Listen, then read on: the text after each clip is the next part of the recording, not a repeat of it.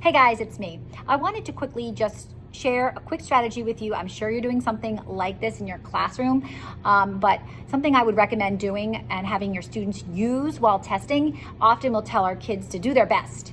And do their best is kind of like an empty statement. It doesn't give them something tangible to feel like they know how to access the information and chunk it up. The truth is, you know you're teaching them and you know they're learning. Getting them to show it in that is often a tricky thing. So when they're testing, my recommendation personally is to give them a whiteboard, okay? First of all, if they're on math, they need to have paper and pencil or whiteboard. There's no way that students can be doing word problems and these complex problems and actually thinking things through if they don't have paper and pencil. They will just look, they will just guess, and then you know you're not getting accurate data. So as far as the whiteboard goes, I would have a whiteboard next to the computer, okay, and white marker. And let's say that there's a problem that has 4 answer choices. 1, 2, 3, 4, okay? I don't know if you've had a chance to look, but some of the passages that they read, the answer choices are so long that it's almost like a paragraph of reading answer choices, and it's overwhelming. And so when they're reading, you want to teach them to obviously rule out the answers that aren't accurate, okay? And so I tell my students, like, okay, so let's take a look at this. So we'll look at choice number 1, and sometimes they're really long, 3 sentences. And then, no, that one's not good. Nope. Next one, question 2. Ooh, ha. So there's usually a good one, and then there's a best one, right? There's a better and a best and a better, right? And so you want to teach them how to, well, that looked pretty good. Ooh, this one looks good too. Nope, not this one. Okay, now we've eliminated down to 2.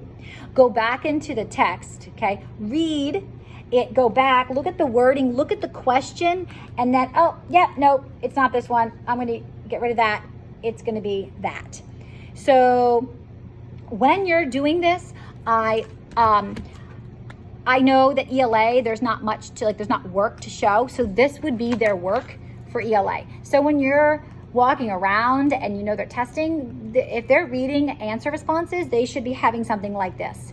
It might just be 1, 2, 3 choices. It might be A, B, C, D, but every single time they just wipe it clear and then question mark, X, and go through. That way they have a strategy to access anything.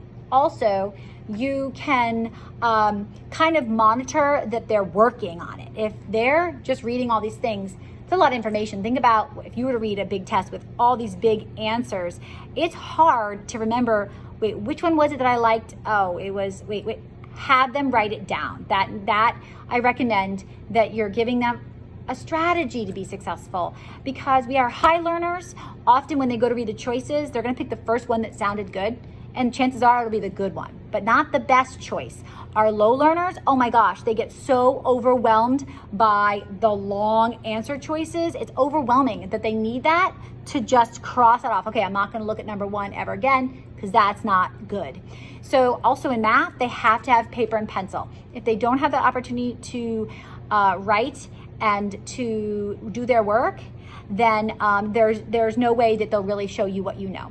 So if you happen to have tested without that, that might be something to talk about, is just making sure that they are provided with those resources for math. That is super important as well. So now they're doing work in math and they're ruling things out, as well as ELA, they're ruling things out. Both subjects are covered. You're giving them a tool so that they can do their best. All right, guys, I'm so proud of you. Thank you so much for juggling. I'd say juggling tissues often is a lot easier because they float. This is like juggling, basketballs as they're falling. So thank you. I can't wait to celebrate. Bye, guys.